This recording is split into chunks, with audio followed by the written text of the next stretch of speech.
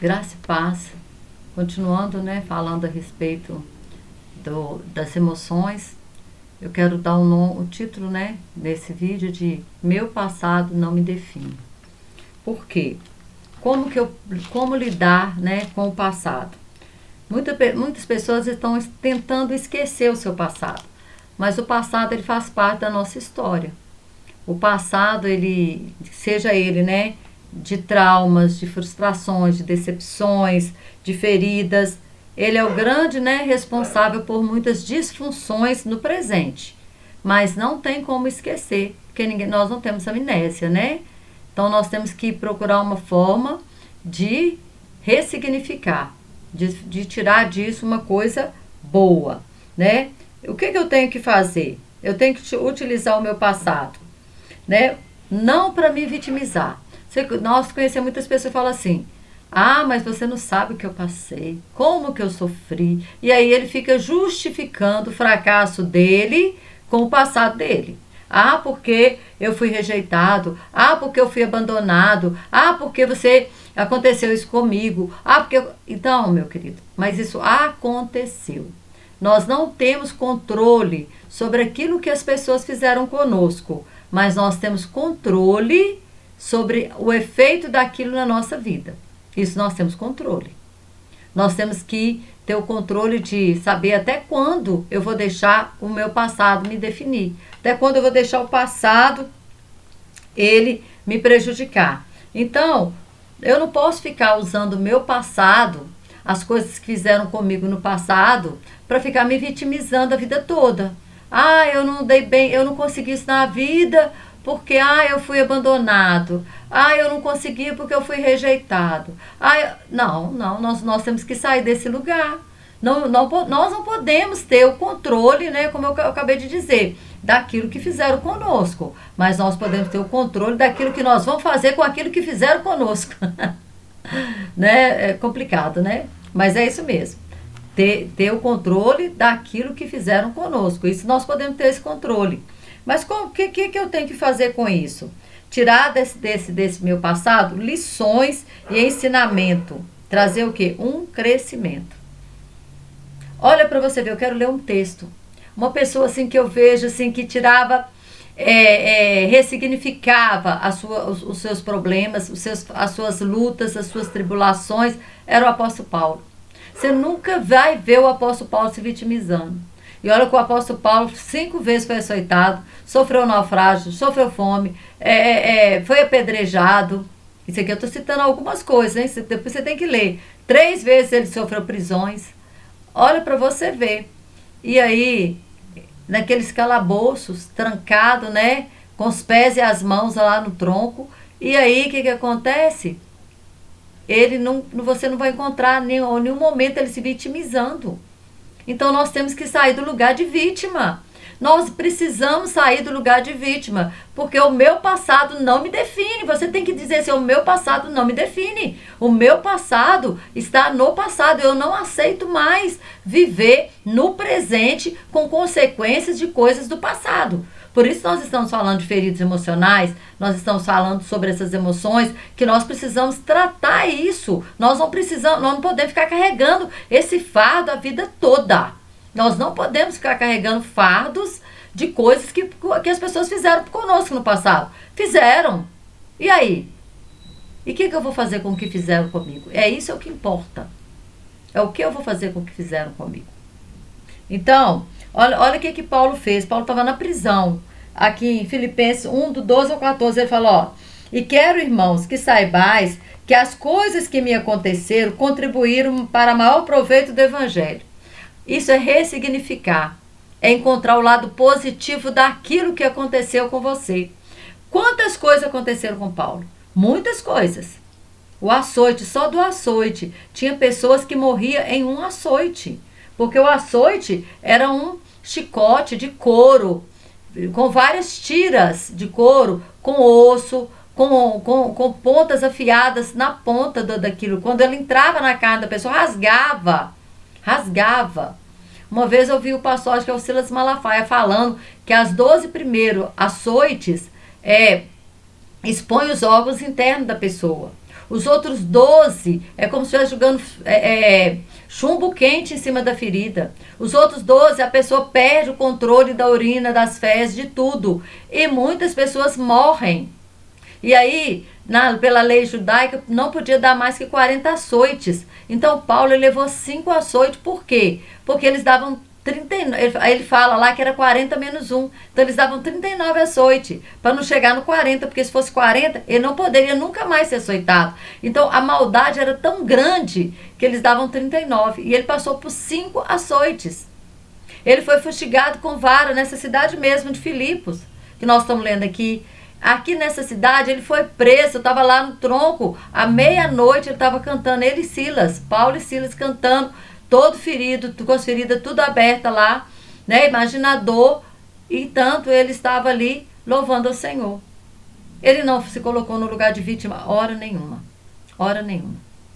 E é muito interessante, e nós não passamos nada disso, irmãos. O problema todo é que nós não passamos nada disso, e nós ficamos nos colocando no papel de vítima. E aí, olha o que fala. O 12, né? Eu vou ler de novo. E quero, irmãos, que saibais que as coisas que me aconteceram contribuíram para o maior proveito do Evangelho. De maneira que as minhas prisões no plural, em Cristo foram manifestas por toda a guarda pretoriana e por todos os demais lugares. Ou seja, aonde eu passei, eu preguei. Se você ver lá em Atos, ele prega até para o rei Agripa. Ele prega, né, para os magistrados, ele prega para os soldados. Ele estava sempre falando de Jesus. E aí, no 14, ele fala, olha, então a primeira, olha para você ver, ele vê o lado positivo, ele vê o resultado daquilo. Ele fala, as minhas prisões, elas contribuíram para o maior proveito do Evangelho. Né? Primeiro, toda a guarda pretoriana ficou conhecido o Evangelho, e em todos os lugares, em todos os demais lugares, ou seja, por onde ele passou, né? E o 14, e muitos dos irmãos no Senhor, tomando ânimo com as minhas prisões, ousam falar a palavra mais confiadamente, sem temor. Então, aquele povo, né, que deixava só Paulo pregar, agora eles criaram coragem, né? Paulo está preso, então o evangelho não vai morrer. Nós vamos pregar. Então, ele viu o lado positivo. Ele pegou todo o seu sofrimento e falou, olha, eu não vou ficar me vitimizando, não. Mas o que eu vou fazer com aquilo que fizeram comigo? Então, eu vou olhar o lado positivo de que e as minhas prisões, a guarda pretoriana conheceu o Senhor, eu tive a oportunidade de pregar para magistrados, os irmãos agora estão falando de Cristo porque eu não estou lá. Então, assim, ele olhou para o lado positivo. Então, a vítima, né, ela sempre vai narrar aquilo que fizeram com ela. Mas os vencedores, olha, eu achei linda essa frase, até copiei aqui, ó. Vítimas narram o que fizeram com ela. Vencedores narram o que elas fizeram com o que fizeram com ela. Então, nós somos vencedores. Então, nós temos que narrar o que Paulo fez. Paulo não narrou o que estava acontecendo exatamente com ele. Ele narra o proveito que tem do que fizeram com ele. Então, é isso que nós temos que saber. Nós temos que parar de usar o passado, né?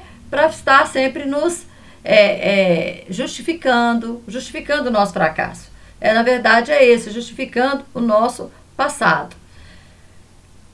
No nosso passado estão as nossas maiores virtudes, porque nós crescemos com as adversidades. Nós crescemos assim. A gente aprende a andar como? Caindo.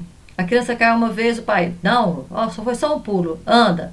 A pessoa persiste e continua andando. Se no primeiro tombo ela parasse, ela nunca ia andar. Nunca ia andar.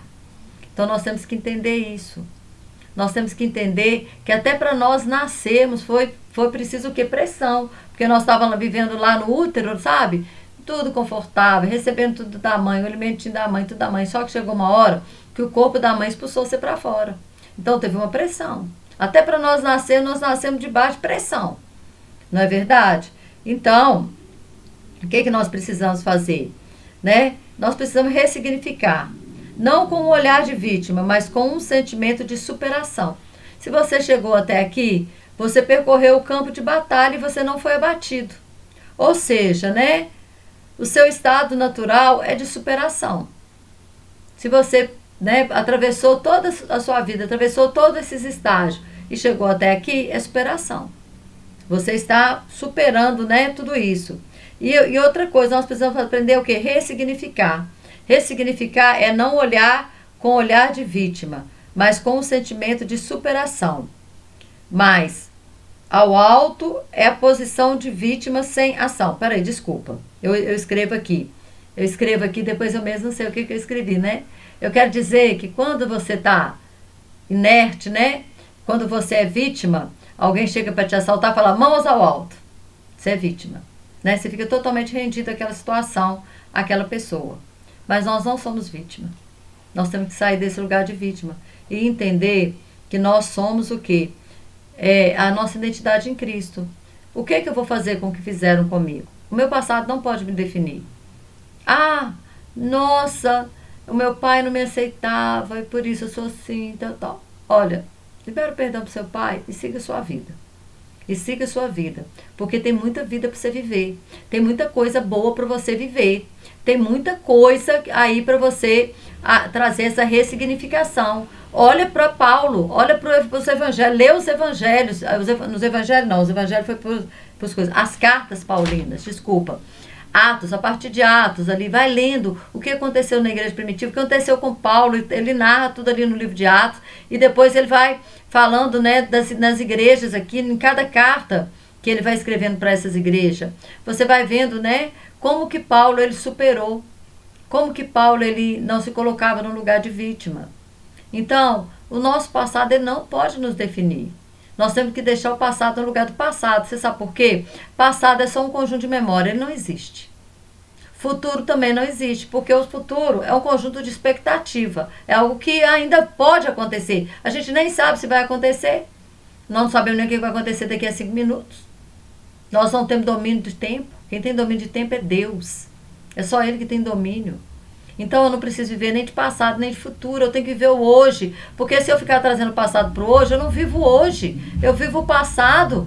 Eu estou sempre vivendo o passado e eu não me permito aproveitar a vida hoje. E sabe qual que é a realidade? A realidade é que a vida está acontecendo hoje. A vida acontece agora. A vida não vai acontecer mês que vem. A vida não aconteceu somente no seu passado. Já aconteceu. E agora? É o momento de você viver o presente. E Deus quer te curar por completo.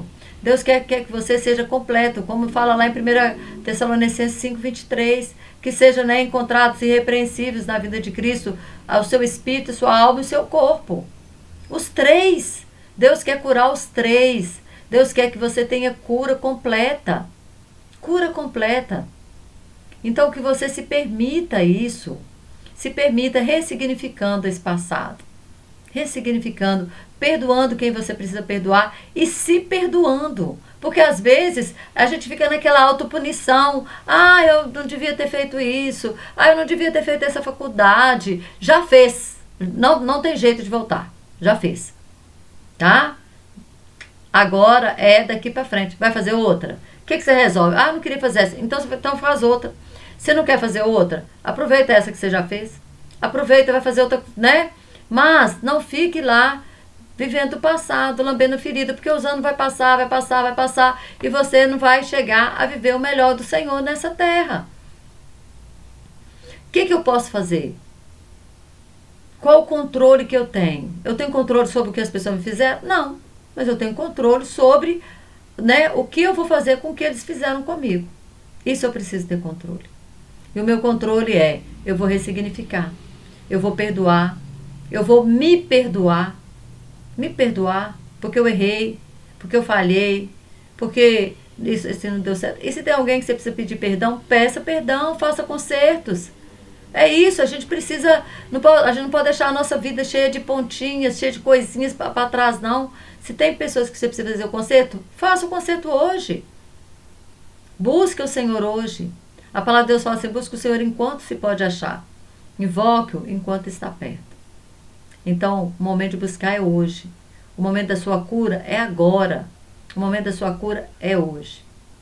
Que o Espírito Santo, ele continue falando com você. No vídeo anterior, que eu falei sobre a rejeição, eu falei sobre uma terapia de escrever uma carta. Se for possível, vai lá ver o vídeo. E entenda um pouquinho sobre essa terapia e faça também. que vai te ajudar.